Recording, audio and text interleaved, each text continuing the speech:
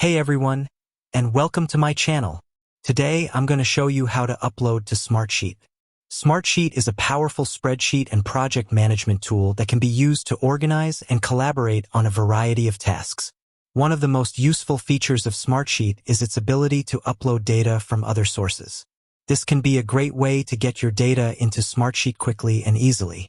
There are a few different ways to upload to Smartsheet. One way is to use the Import Data feature. This can be found in the File menu. When you select this option, you will be prompted to choose a file to upload.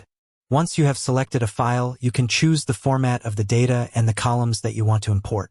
Another way to upload to Smartsheet is to use the Copy and Paste feature. This is a great option if you have a small amount of data that you want to import. Simply copy the data from your other source and paste it into a Smartsheet sheet. You can also upload to Smartsheet using the Smartsheet API. This is a more advanced option, but it can be a great way to automate the process of uploading data to Smartsheet.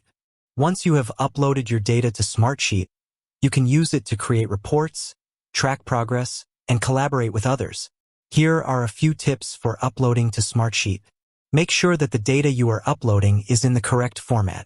Smartsheet supports a variety of file formats, including CSV, Excel, and Google Sheets. If you are uploading a large file, it may take some time for the data to import.